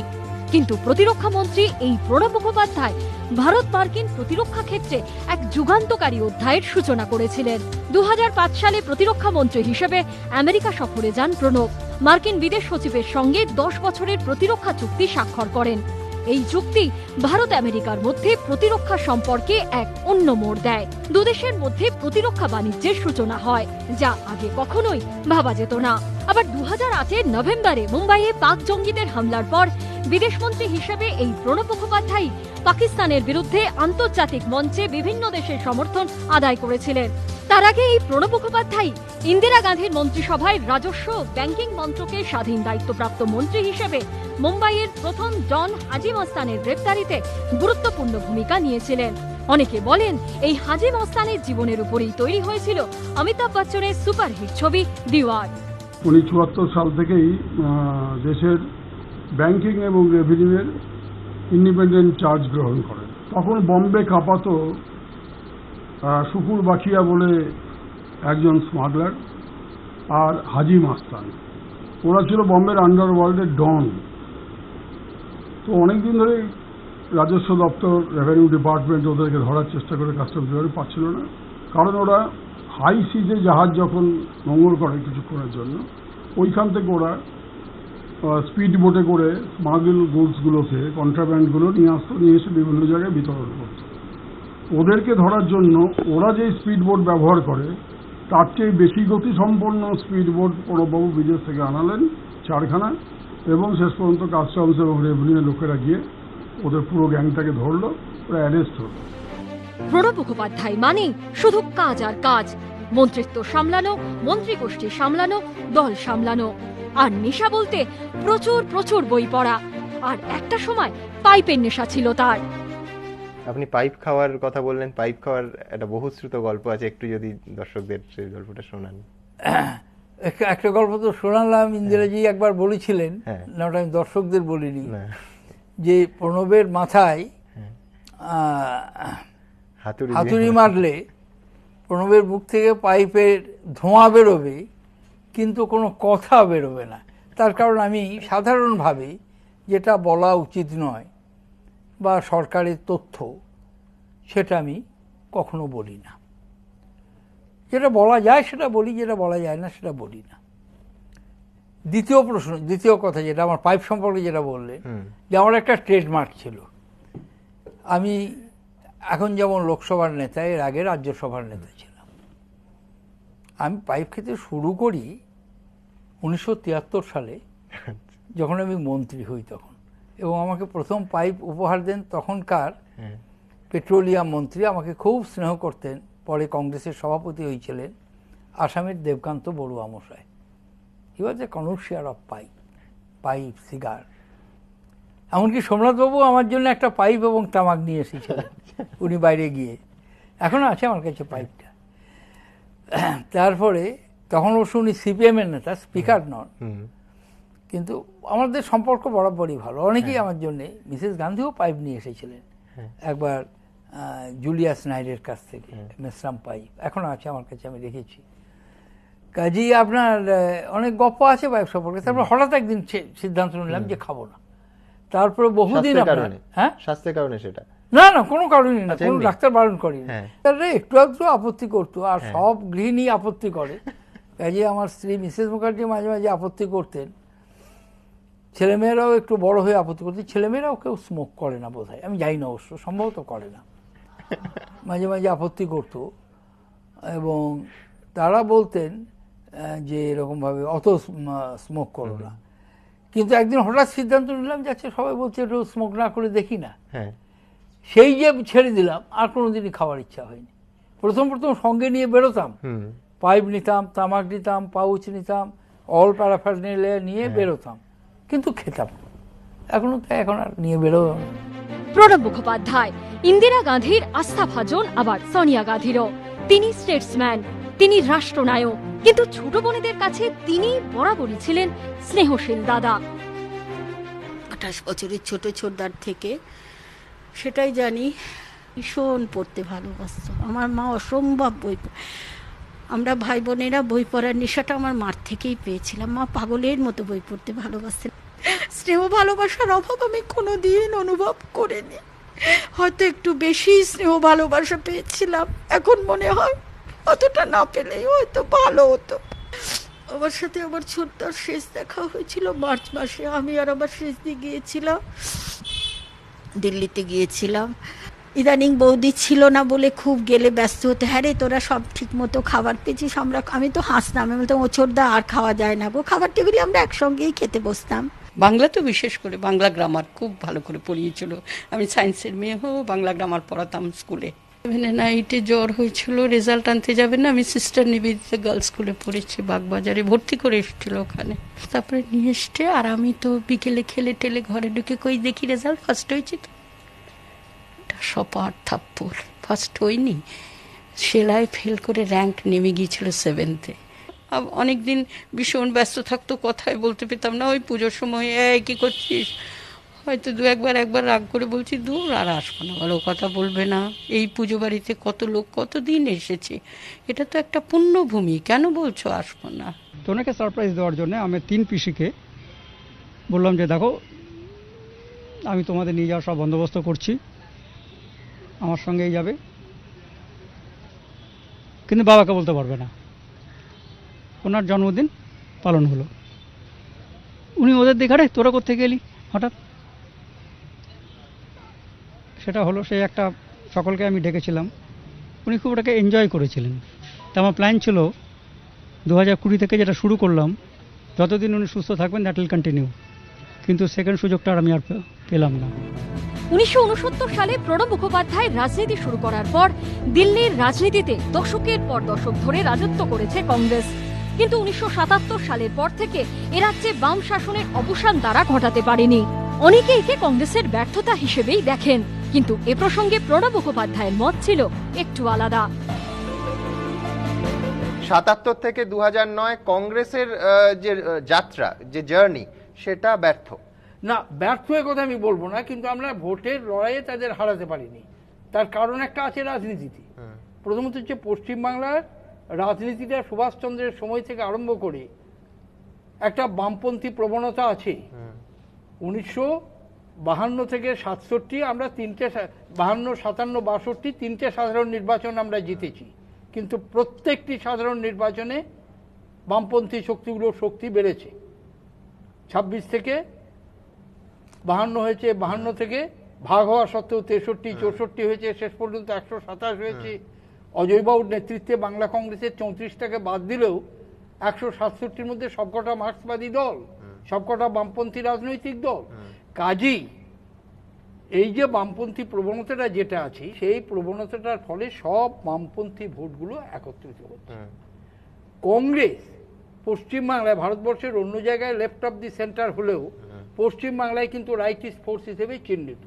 অথচ রাইটিস্ট ফোর্স যেটা, সেটা প্রথমত সংখ্যায় কম তুলনামূলকভাবে, এবং সেখানেও বিজেপি তৈরি হওয়ার পর থেকে তারা 6%, 7%, 8% ভোট আগে জনসংখ্যা কাটত, তারপরে তারা এখন কাটছে। যে কারণে আমরা শতকরা 40 ভাগ ভোট পেয়েও শতকরা 10-15 ভাগের বেশি সিট পাইনি। এটা ঘটনা। এখন এই ঘটনাটা যদি আমি অস্বীকার করি তো আমি ভুল করব। 2009 এবং 2011 সালে তৃণমূলের সঙ্গে জোট বেঁধে বামেদের পরাস্ত করে কংগ্রেস, আর সেই জোটের অন্যতম কাণ্ডারি ছিলেন প্রণব মুখোপাধ্যায়। সেই জোটের পথে যখনই কোনো বাধা আসে, মুশকিল আসান হিসেবে হাজির হন প্রণব মুখোপাধ্যায়। একটা জিনিস প্রণববাবু মানবেন যে যেখানে জোটের সমস্যা, সেটা তামিলনাড়ু হোক, পশ্চিমবঙ্গ হোক, একজনই মুশকিল আসান প্রণব মুখোপাধ্যায়। না, মুশকিল আসান আমি কথা বলবো না, যে এই কাজটা যে কোনো লোকই করতে পারে, এটা কোনো ব্যাপার নয়। কিন্তু যেহেতু আমি দলের একজন কর্মী এবং দল আমাকে বলে সমস্যাটা দেখো, সেটা দেখার দায়িত্ব আমার। 2001-এ একটা জোট হয়েছিল, 11তে জোট, কোনো তফাৎ দেখতে পাচ্ছেন যে 11 জোট মানুষের চাহিদা বেশি বা আরো মজবুত? 2011 জোটের পরিপ্রেক্ষিতে আছে 2009 সালের লোকসভা জোটের সার্থকতা, সাফল্য, যে সিপিএমকে হারানো যায়, 35টা লোকসভার আসন কমিয়ে 15টা করে দেওয়া যায়, যেটা 2001-এর আগে যেটা ছিল না, তার আগে কোনো রেকর্ড ছিল না, ট্র্যাক রেকর্ড ছিল না, যে সিপিএমকে হারানো যায়। বিশ্বাস ছিল একটা যে সবাই মিলে জোট বাঁধছি হতে পারে, কারণ কংগ্রেস তৃণমূলটা কি মূলত তো একটা সোর্স থেকে এসেছে, এবং তখনও তৃণমূল এই শক্তিটা সংগ্রহ করেনি, এই আন্দোলনের মধ্য দিয়ে যায়নি, যেটা 2009 সালের লোকসভার আন্দোলনের মধ্য দিয়ে গিয়েছে, সাফল্য লাভ করেছে। সিঙ্গুরের আন্দোলন, নন্দীগ্রামের আন্দোলন, 2001-এর আগে সেটা ছিল না। 98 সালে নতুন দল তৈরি করেছে, 3 বছরের মধ্যে সরকার তৈরি করেছে। তবে একটা বড় ফ্যাক্টর ছিল, সেটা মন্ত্রিত্ব ছেড়ে আসা, সেটা একটা বড় ফ্যাক্টর ছিল।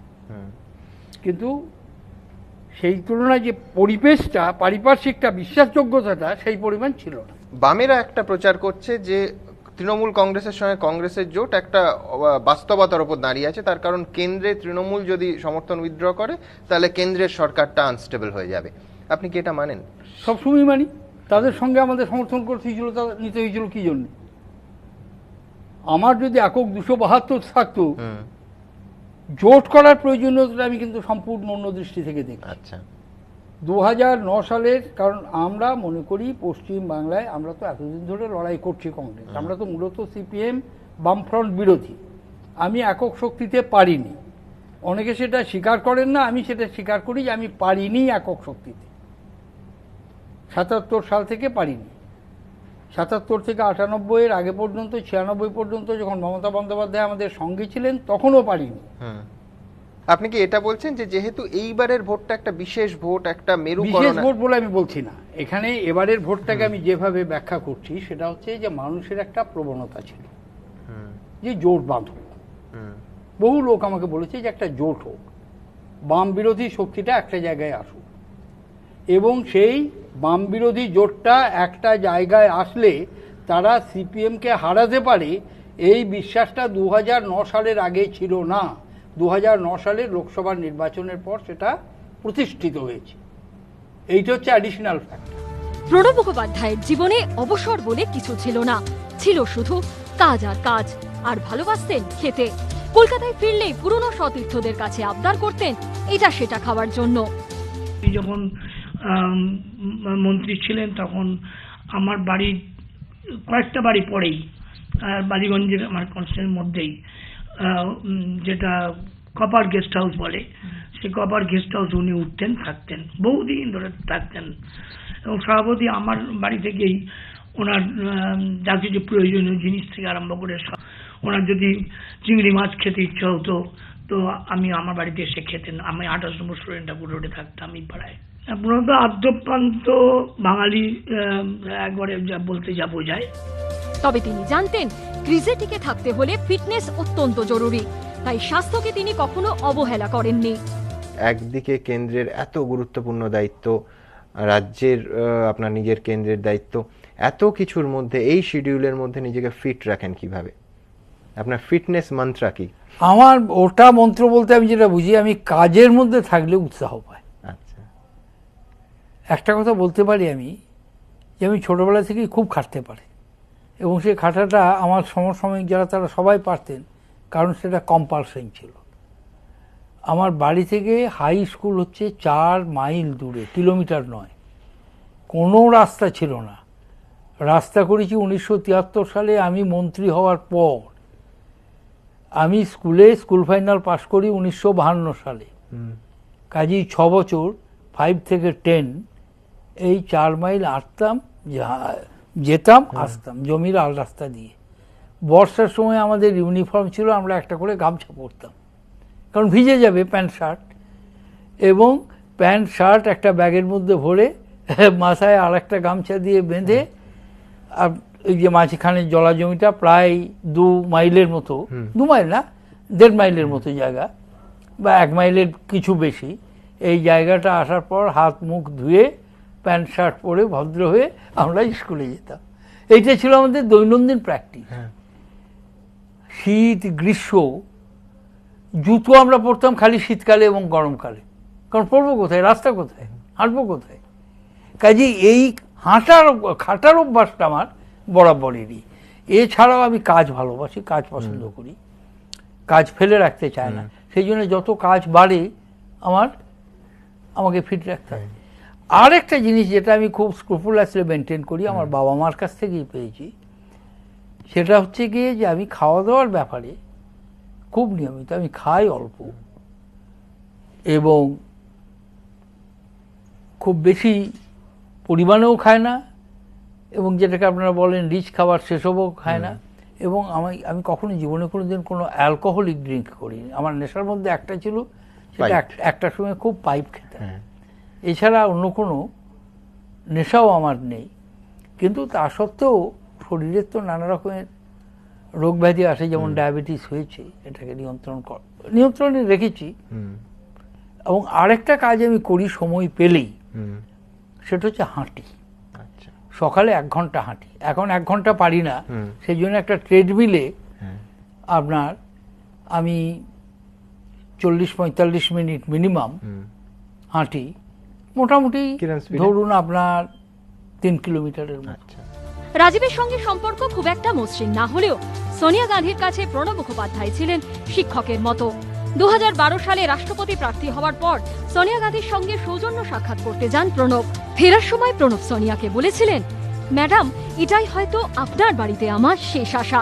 25শে জুলাইয়ের পর আমার পক্ষে হয়তো আপনার সঙ্গে দেখা করতে আসা সম্ভব হবে না।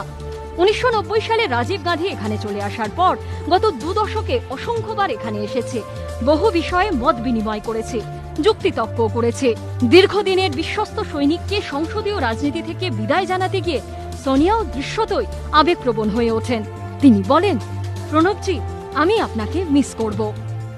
রাষ্ট্রপতি হওয়ার পরে আমি তো বহুবার রাষ্ট্রপতি ভবনে গেছি, তা প্রণব আমাকে একবার বলেছিল, জানো, আমার কাছে প্রায় সোনিয়া আর রাহুল এসে বলে আমাদের খুব ভুল হয়ে গেছে তোমাকে প্রেসিডেন্ট করা। তা প্রণব আমাকে বলেছিল, আমি হেসে বলতুম, 7 জন তো, আমি দায়ী নই, তোমরা বলেছো বলেই আমি হয়েছে, আমি তো চাইনি হতে। এই হচ্ছে প্রণব মুখোপাধ্যায়। শিখরে পৌঁছেও শিকড় ভোলেননি প্রণব মুখোপাধ্যায়। রাষ্ট্রপতি হওয়ার পরও পুরনো সতীর্থদের রাইসিনা হিলসে ডেকে পাঠাতেন, জমি আড্ডা দিতেন। উনি যে একটা দেশের রাষ্ট্রপতি সেটা কিন্তু আমাকে জানতেও দিলেন না। একবার মনে আছে, একটা কি বিশেষ ফাংশনে নিয়ে এসছেন কলকাতায়, তো আমরা বসে আছি, উনি আমার কাছে এসেছেন, তা আমি ন্যাচুরালি রাষ্ট্রপতি উঠে দাঁড়িয়েছি, না বসুন বসুন বসুন। কিন্তু সেই ছবিটা কাগজে ওঠার পরে হুলস্থুল পড়ে যায়। আমাকে সবাই লোকে গালাগালি করতে আরম্ভ করলো যে কিরকম মানুষ আপনি, রাষ্ট্রপতি দাঁড়িয়ে আছেন, আপনি বসে আছেন। আমি যত বলেছি উনি বসে থাকতে বলেছিলেন, আমি সেজন্য বলেছিলাম, সে কি আর শোনে। দিল্লির রাজনীতিকে এত কাছ থেকে এত দীর্ঘদিন ধরে দেখেছেন এমন আরেকজনকে খুঁজে পাওয়া কঠিন। তাই প্রণব মুখোপাধ্যায়ের প্রয়াণের পর তার মেয়ে শর্মিষ্ঠাকে লেখা চিঠিতে সোনিয়া গান্ধী লিখেছেন, গত 50 বছরে তার জীবন দেশের গত 50 বছরের ইতিহাস। প্রণব সেই ব্যক্তিত্ব যিনি জানতেন কার কোন ভালো গুণ গ্রহণ করতে হয়। প্রণব মুখোপাধ্যায় 3 খণ্ডে যে বই প্রকাশ করেছেন তা ভারতীয় রাজনীতির এক দলিল। ইতিহাস, অসংখ্য গল্প, অসংখ্য অজানা কথা, তার বিশ্লেষণ, আত্মসমালোচনা, গুরুত্বপূর্ণ অধ্যায় সম্পর্কে মত প্রকাশ। কিন্তু সেখানে এমন কোনো রহস্যের উপর থেকে পর্দা তোলা হয়নি কিংবা এমন কোনো মন্তব্য করা হয়নি যা বিতর্কের ঝড় তুলতে পারে। নেহরুর প্রাক্তন পার্সোনাল সেক্রেটারি এম মাথাই কিংবা একদা গান্ধী পরিবারের ঘনিষ্ঠ প্রাক্তন বিদেশ মন্ত্রী নটবর সিং আত্মজীবনীতে একাধিক বিতর্কিত দাবি করে ঝড় তুললেও প্রণব সে পথে হাঁটেননি। এক্ষেত্রে ব্রিটেনের কিংবদন্তি প্রধানমন্ত্রী উইনস্টন চার্চিলের পথে হেঁটেছেন প্রণব। তিনি বলেছেন, আমি সরকারের গুরুত্বপূর্ণ মন্ত্রী ছিলাম, এই নিয়ে কোনো সন্দেহ নেই। আমি 2 দশকের বেশি সময় কংগ্রেসের সর্বোচ্চ নীতি নির্ধারক সংস্থা কংগ্রেস ওয়ার্কিং কমিটির সদস্য ছিলাম, তাই আমি প্রচুর গুরুত্বপূর্ণ কথা জানি। কিন্তু আমি মন্ত্রী হবার পর শপথ নিয়েছি কোনো গোপন কথা প্রকাশ্যে বলবো না। আমি বিশ্বাস করি কিছু কথা বুকে নিয়েই চলে যাওয়া উচিত। সরকার তথ্য সামনে আনতে চাইলে করতেই পারে, কিন্তু সেটা সরকারের কাজ, আমার নয়। প্রণব নিয়মিত ডায়েরি লিখতেন। একসময় তার বাড়ির বেসমেন্টে জল ঢুকে তা নষ্ট হয়ে যায়। সেই সময় তিনি কিছুদিন ডায়েরি লেখা বন্ধ করে দিয়েছিলেন। তা জানতে পেরে প্রণবকে একটি নতুন ডায়েরি পাঠান প্রয়াত প্রধানমন্ত্রী নরসিমহা রাও। ফের একবার ডায়েরি লেখা শুরু করেন প্রণব। সেই ডায়েরিতেই বন্দী আছে ভারতীয় রাজনীতির নানা অজানা অধ্যায়। এবিপি আনন্দ।